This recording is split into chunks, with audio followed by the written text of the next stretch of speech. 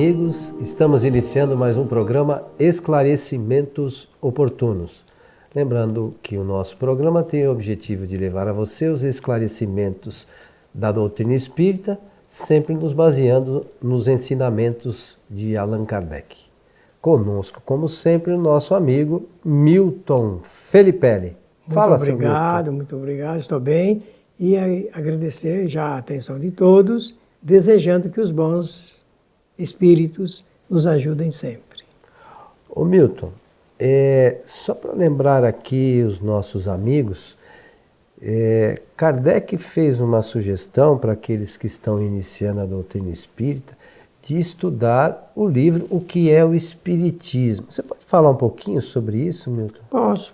É uma obra escrita, obviamente, depois que foi lançado o Livro dos Espíritos, e Kardec, então, ele idealizou um diálogo entre alguns personagens, e desse diálogo, então, demonstrar através de perguntas e respostas, contra-perguntas, e alguns debates muito curiosos e interessantes do ponto de vista do raciocínio de cada lado, e após isso, então, e no conteúdo disso tudo, apresentar o que é a doutrina espírita, qual a sua finalidade, seu objetivo, como peça de informação espiritual. Ele realmente conseguiu um trabalho esclarecedor. E ele próprio recomenda àqueles que querem estudar o Espiritismo que comecem por essa obra, pela facilidade com que ela tem de explicar as bases da doutrina. E tem um outro livrinho que você recentemente fez a tradução e nós queremos colocar à disposição do público o mais rápido possível, que é o Espiritismo na sua mais simples expressão. Você lembra disso? Não? Lembro. Kardec ele escreveu essa obra em 1862 e publicou, inclusive, nesse ano, em Paris. E também é um livreto, na verdade, que antigamente usava-se a expressão opúsculo, né? Você lembra disso? É um livreto. Eu não lembro disso. Você não lembra, né? Você é mais jovem. Tempo. Então, é um livretinho de poucas páginas, menos de 50 páginas, mas interessante porque ele alinha ali a comunicação dos espíritos e as bases da doutrina espírita. É uma obra bastante interessante. Nós esperamos em breve podê-la colocar de forma impressa e também no nosso site para aqueles que queiram eventualmente baixar ou imprimir lá na sua região. Nós esperamos colocar lá um arquivo em PDF com capa e miolo para que todos possam fazer uso, sempre com o objetivo de divulgar a doutrina, né, Milton? É isso. Nós queremos informar que a nossa campanha, que é uma campanha que tem já hoje um grupo muito grande de pessoas que a adotaram, é de informar ou esclarecer a doutrina com fundamentos na obra de Kardec, porque aí nós apresentamos a doutrina na sua origem, na originalidade filosófica e científica, sem mistura alguma, sem pensamentos. Isso tem um propósito e tem um significado. O significado é de que Allan Kardec, para escrever as suas obras, ele teve que ouvir, de conhecer o resultado de milhares de comunicações de espíritos. Milhares. Ele lá, no Livro dos Espíritos, na questão 257, ele vai falar de que foram milhares de espíritos que ele teve a oportunidade de contatar através de inúmeros correspondentes, é claro. E então o Espiritismo, com Kardec, não se baseia apenas na opinião de um espírito. Nem de um médium. Nem de um médium. Então é um resultado coletivo e passa pelo consenso da universalidade. Kardec chamou do controle universal da comunicação dos espíritos. Exatamente, porque a linguagem ali é realmente universal. E por esse controle, ele dá foro de confiabilidade.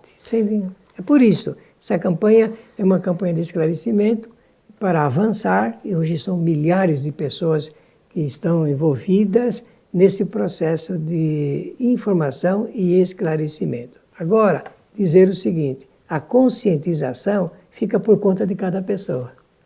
A informação e o esclarecimento nós damos, agora a conscientização fica por conta de cada um. E nos colocamos também à disposição daqueles que queiram esclarecer qualquer questão, encaminhem por e-mail no nosso site e nós teremos o maior prazer, na medida do nosso tempo, né, responder a todos.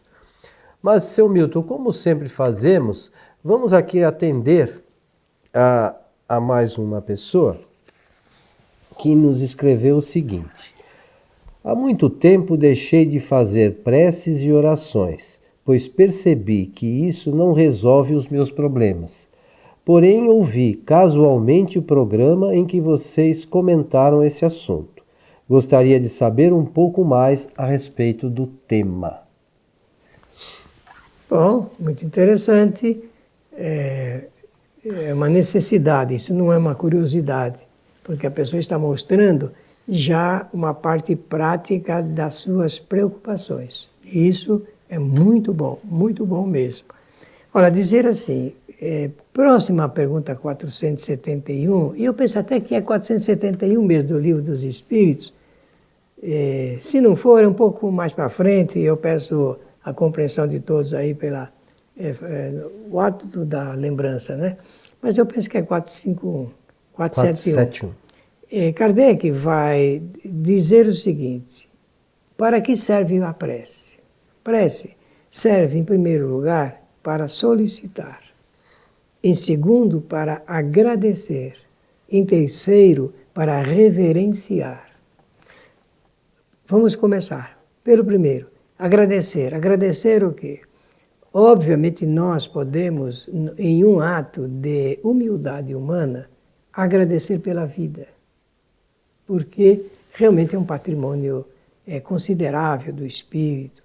Poder existir, poder foi criado e participar dessa longa jornada de evolução. Para chegar até o nosso estágio, nós passamos por milhares de outros estágios anteriores, até chegar aqui.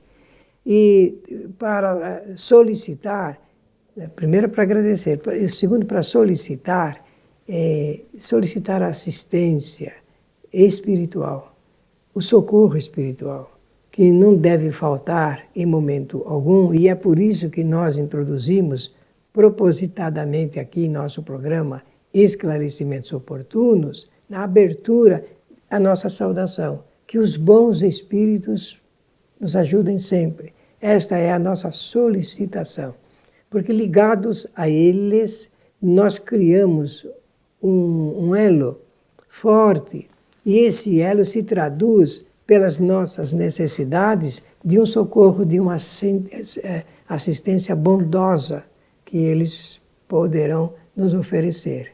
Então, agradecer e solicitar. E reverenciar. Reverenciar aqueles maiores, porque existem espíritos de uma estatura espiritual, uma estatura moral muito elevada, aos quais nós rendemos as nossas reverências. Reverências. Então, a prece, segundo o que escreve Allan Kardec nessa indicação que eu dei, é um desses 3 pontos. Quase sempre nós usamos a prece só para pedir. E usamos da prece para pedir no momento de dificuldades. Como se diz na linguagem popular aqui no Brasil, no sufoco das nossas peripécias aqui. Então a pessoa, quando precisa, pede socorro, mas se depois que passa, que eles ajudam, não se liga mais a eles. Não se lembra de depois agradecer, muito obrigado, eu já ultrapassei aquela dificuldade. Eu sei que existem pessoas que fazem isso, fazem esse agradecimento, eu sei e conheço várias, mas a esmagadora maioria só é utilitarista da prece. E os espíritos estão sempre próximos de nós. Então, eu vou pedir a você mais um minuto para dizer o seguinte: qual é o espírito que imediatamente ao nosso pedido nos socorre? O espírito que imediatamente ao nosso pedido nos socorre é o espírito que assumiu a responsabilidade de nos ajudar durante toda a nossa encarnação. Esse espírito, o espiritismo, chama de protetor espiritual. No catolicismo, chama-se anjo guardião. É a mesma coisa, é um momento de concordância entre o espiritismo e o catolicismo.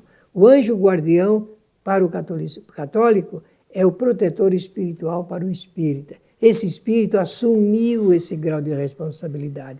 Ele está conectado conosco sempre, a todo instante. Através do pensamento, manda suas mensagens, seu aconselhamento, suas advertências. É que nós, como se diz lá em Portugal, fazemos ouvidos moucos e nós não damos trato a essas boas influências. Ou não é assim? É verdade. Ou não é assim? Então, os nossos protetores nos ajudam e mais ainda, quando a gente faz a prece pedindo ajuda, se o protetor, por qualquer circunstância, não puder nos atender, os nossos familiares que já desencarnaram, os nossos amigos, quantos amigos espirituais nós temos, fomos reunindo durante várias encarnações, todos eles tentam nos ajudar, nos socorrer nos momentos das nossas dificuldades existenciais. Ou seja, desamparados espiritualmente, nós nunca estamos. Então aqui, se por vezes nós não somos ouvidos ou atendidos em nossas preces, por que você entende que isso ocorre? Bom, eu notei na pergunta uma frase que me chamou muito a atenção, que diz assim, que a pessoa deixou de fazer as preces porque percebeu que elas não resolvem os seus problemas. Isso. Não, nenhuma prece resolve o problema de qualquer pessoa, não é isso. Conforme nós dissemos, são 3 pontos a serem considerados. Ora, quem tem que se esforçar por resolver os problemas nossos somos nós. Nós é que criamos os problemas. Não foram os espíritos, não foi o nosso protetor. É bem provável até que o protetor espiritual tentou em todos os momentos lembrar, advertir, não faça isso, ou qualquer coisa assim. Qualquer pensamento tentando demover a pessoa daquele ato que ela iria cometer para contrair esses problemas que são depois, se tornam grandes e insolúveis, muitos deles. Eu vou dar mais um exemplo para ajudar. Uma pessoa que compra muito mais do que pode pagar, ela está criando um problema sério na sua vida. O grande sinal que vem depois, a consequência que vem depois é o desespero. Quando uma pessoa se vê desesperadamente envolvida por processos judiciais ou de cobrança, qualquer coisa assim, é porque ela ultrapassou os limites da sua possibilidade. Qual é será que um bom protetor espiritual recomendou e sugeriu que a pessoa comprasse mais do que poderia pagar? Certamente Claro que não. que não. Claro que não. Fez o contrário. Olha, cuidado, você está contraindo despesa maior do que você pode cumprir. Mas a pessoa, por ato de compulsão ou não, compra e depois tem que pagar. Tem que se ver. Eu estou dando apenas um exemplo de problemas para serem resolvidos. E outros, contrair compromissos de relacionamento com outras pessoas sem poder cumpri-los. Quantas pessoas entram nessa situação aflitiva e depois se pedem ajuda espiritual, mas é possível resolver um problema desse a não ser pelos caminhos que a própria natureza da pessoa e as providências dela podem. Então, é preciso tomarmos cuidado, porque a prece não é um ato comum qualquer. Ela tem um sentido, um fundamento, tem uma forma, inclusive. Allan Kardec se preocupou com isso em 1864, quando ele publica o livro O Evangelho segundo o Espiritismo, ele publica também um livreto chamado Preces Espíritas, porque como naquele tempo a cultura religiosa era a prevalência do catolicismo, e o catolicismo tem o seu livro de preces, Allan Kardec achou por bem, naquele momento que o Espiritismo estava se iniciando, fazer algumas recomendações. Se eu não me engano, são umas 64 modelos de preces que ali estão consignados, com a ideia de sugerir o estudioso do Espiritismo que se valha de um caminho de ligação, porque a prece é pensamento a pensamento. Quando nós fazemos prece a Deus, por exemplo, porque isso aí é um ensinamento de ordem católica, ora, com certeza não é Deus que vem nos socorrer, vem tomar conta, com certeza, posso falar isso com segurança, mas na linha assim, da hierarquia espiritual, o nosso protetor espiritual, nossos familiares, amigos e tal e outros, é assim que funciona, nessa rede de comunicação espiritual. Mas, no modo geral, a gente vê as pessoas pedindo sobre todos os aspectos, né? Mas no final do ano, né, nos finais de ano, as pessoas pedem preces para seus filhos entrarem na faculdade. Mas eles estão estudando? Se não estudar, não passa. Né? Se não estudar bastante, não passa. Aí outros pedem prece para receber subir de posto no emprego. Mas você, quando você está trabalhando, você está se esforçando, você está se aprimorando, você está se empenhando para que as coisas aconteçam. É que a gente às vezes vê, infelizmente, que as pessoas esperam que milagres aconteçam. E, lamentavelmente, podemos afirmar aqui aos nossos amigos que milagre não vai acontecer. Tem pessoa que pede para conseguir um novo amor. Existem pessoas que pedem para conseguir um emprego e tudo mais. Daí vai para frente. Onde nós quisermos, a gente vai levar, comprar uma casa e assim por diante. São coisas, a gente pensa sempre nas coisas de maior utilidade e necessárias para a vida. Mas mesmo de relacionamento. Eu quero que a minha esposa pare de brigar comigo. Mas a pessoa, aí o marido vai, chega em casa toda noite tarde, parou no bar, tomou umas e outras, chegou em casa lá, caindo pelas tabelas, a esposa lá fez o jantar e tal, deixou tudo pronto, um dia vai, 2 dias vai, chega uma hora que não há espírito que ajude, né? Não aguenta mais. Tudo tem limite na nossa vida, então a gente às vezes fica esperando por milagres, e os milagres, lamentavelmente, não vão acontecer. Bem, então, nessa questão 476, bem próximo aí, se não for exato, depois corrijam, há uma explicação dos espíritos muito interessante. Olha, prestem atenção como é que eles escreveram, como eles ditaram. Deus não ajuda aquele que pede, auxilia aqueles que agem. Viu como você tem razão? É assim, desse jeitinho, está lá na tradução brasileira da questão 476 do Livro dos Espíritos. Deus não ajuda aqueles que pedem, ajuda aqueles que agem. Então precisamos agir, né? Então é a ação, é preciso ação. Com coragem, determinação, destemor, confiança, certeza.